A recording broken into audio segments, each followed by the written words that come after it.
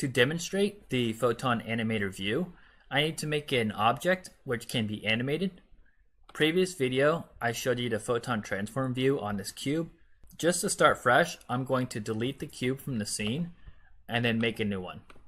Then I'm going to add a Photon Animator view. And you can see it requires the animator. It adds the Photon view component for us, as well the Photon Animator view, which I'm going to drag into the observed components. You're going to see that the animator doesn't have any layers set up or parameters. That's because I have an animator with no controller, so I need to make a controller so that I can begin syncing up animations. So I'm going to go to my assets. I'm going to make a new folder. I'm going to call it animations, and then I'm going to make a new controller. I'll just call this animation example controller. I'm going to go back to my cube and I'm going to drag that controller onto the animator. Once I do that, you'll see that the layer becomes an option. So I have layer 0, disabled, discrete, and continuous. So like other options in Unity, discrete will synchronize it, but it's less vigorous, whereas continuous will synchronize it and it's a little more thorough. Disabled obviously doesn't synchronize the layer weight. I don't need a layer weight synchronized in our example.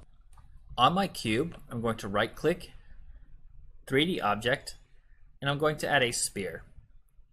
I'm going to move this sphere probably just above the cube. I think that will be fine.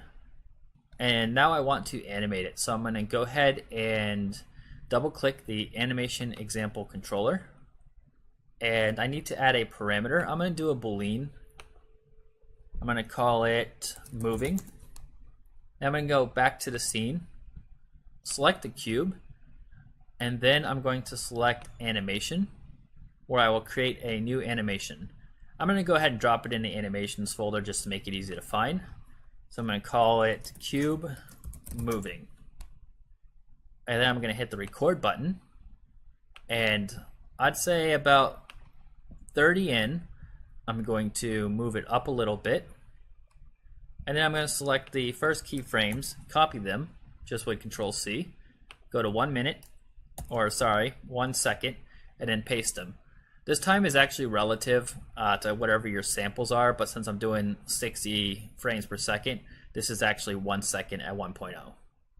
So now if I hit play, the cube just goes up and down, or sorry, that's actually a sphere. The sphere goes up and down. So that appears to be working fine. Now I'm going to hook it up into the animator.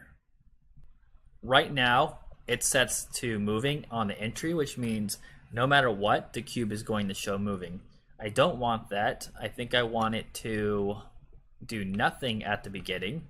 So I'm just going to create a new state and then change it to empty, or rename it to empty with none in the motion. And under entry, I'm just going to do make transition into empty. Actually, undo that. Set state machine default state into empty. And then from empty, I'm going to make a transition into cube moving. I'm going to click the transition. Under conditions, I'm going to set moving true. And then I'm going to go from cube moving to empty.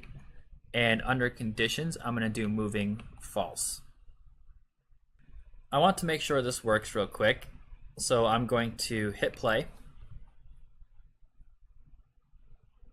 I see my sphere is not moving as expected. I'm going to select the cube. I see it's under the empty, which it should be. I'm going to check moving. And I can see that it's going up and down. Uncheck, back to empty. So that appears to be working. Now I just need to synchronize it over the network. So looking at my cube under the Photon Animator view, you can see that moving is now under the synchronized parameter options. I want this synchronized, and I don't care how accurate it's going to be. I just want it synchronized. It's nothing fancy. So I'm going to set it to discrete. Another thing that's worth noting is if you want to synchronize triggers, it might be better to just use raise event and then send the trigger status into the event. While you can synchronize triggers in the animator and the animator view, it doesn't always synchronize. Even if you use discrete or continuous, it tends to miss a lot of triggers. I don't have an exact rate, but I would say it's close to about 40%. The raise event, even when sent as unreliable, tends to work better than sync-in triggers. So just keep that in mind if you need to use triggers. I went ahead and deleted the trigger parameter. I'm going to go back to my scene view and my project tab and then move forward. I'm going to make a script which will instantiate an object into my scene and give it to the player that is running the client. So for example, if I have two players that are in the game, it will instantiate one object for the first one and then another object for the second one and give them each ownership to their object. The object I'm going to instantiate is the cube we just made an animator for. So I'm going to take that cube and then drag it into my prefabs folder. Then I'm going to go over to my scripts and then utilities. And I'm going to make a new script. Actually, I'm going to make a new folder and I'm going to call it network, just for utilities that are only for the network. And inside that folder, I'm going to make a new script. I'm going to call it quick instantiate. Just a really simple instantiate script. And then open that script up. I'm going to delete, update, and start. Make a serialized field, private game object, prefab, and I'm going to do private void awake. And I'm going to use the custom instantiation method we made. I'm going to call master manager dot network instantiate, and I'm going to pass in prefab. And for the position, I think I want to set a random position so that the cubes aren't stacked on top of each other when they come in. So for now, I'm just going to go up and leave that line incomplete. I'm going to do vector2 offset equals random dot inside unit circle, and I think I'll do times 3f. That way it will give me a random value anywhere between -3 to +3. This actually isn't a method, this is a get, so I dropped off the two closing brackets. Then I'm going to do vector3 position equals new vector3 transform.position.x plus offset.x transform.position.y plus offset.y, and then I'm going to spawn it at the same depth, so I'm going to do transform.position.z. So wherever I place the object that has the quick instantiate, it's going to apply a slight offset to it and then spawn the prefab object. So after prefab, I'm going to pass in position, and I'm going to use the normal rotation of quaternion.identity. If you didn't see the video where I set up my custom instantiation, go ahead and instantiate objects over a network like you normally would. So now I'm going to save my script and then go back to Unity. I will add a new object into the scene. I'm just going to call it quick instantiate, where I will drag the script onto it.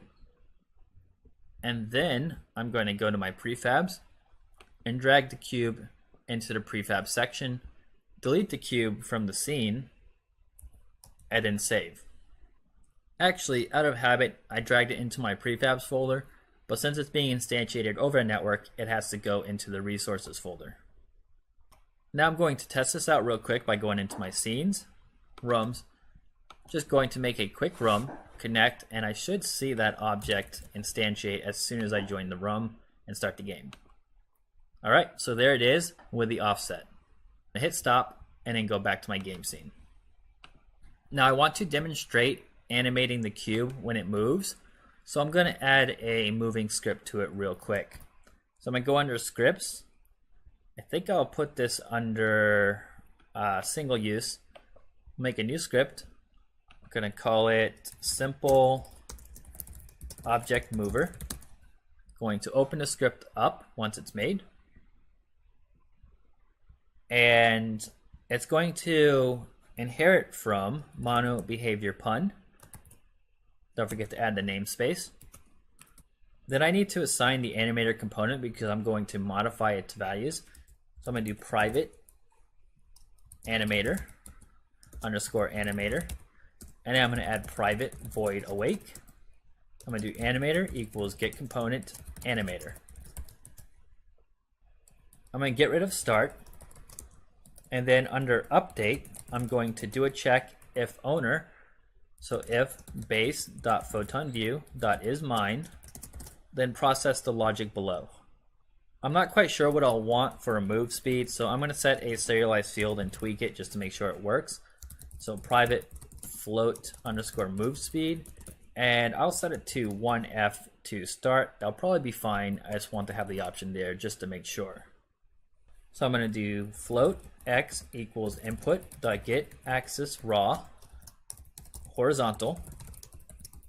Going to copy this line, paste it, change x to y, and then change horizontal to vertical. And then I will do transform dot position plus equals new vector 3 x y 0f. And I should actually probably modify that by the move speed.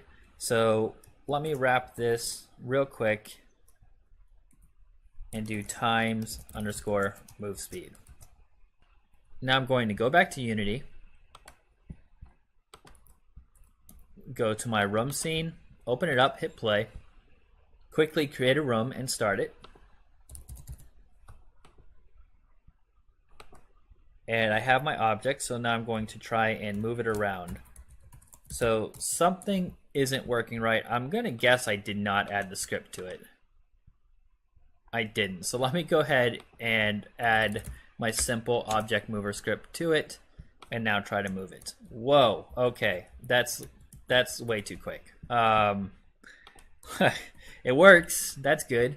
So 0.2 is probably a better option. So let me go ahead and stop, go back to my game scene, don't save, go to my prefabs or resources where I have the cube, going to open the prefab up, add the simple object mover, and then set the move speed to 0.2. Now I'm going to add component. I'm going to do a simple, Photon transform view, just a regular one, not the classic. And I'm going to drag that into the observed components as well. I don't need to observe the rotation, just the position. Now what you came here for, setting up the animator. I'm going to go back to my Visual Studio, and where I set the position of the object when it's moving, I'm going to also toggle the animation boolean. So I'm going to make a new method, private void. I'm going to call it update moving boolean. Just something simple. Doesn't really matter. I actually need a parameter in there too.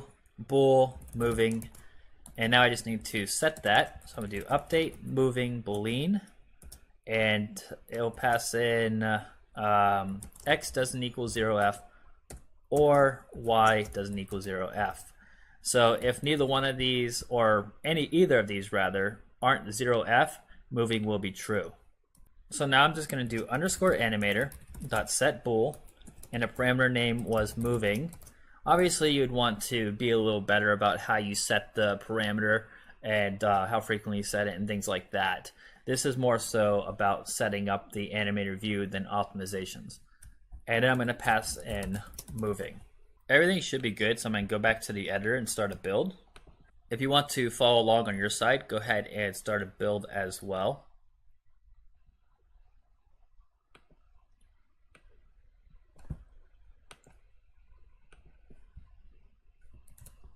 So I got my build up, just going to make a room and then join it on the editor here. And start it in the executable. Alright, so I have two objects. Looks like the top one belongs to the executable. And if you look over in a player, you can see that it is bouncing as I move it around, and as soon as I stop moving, the animation stops as well. So that indicates that the synchronization is working.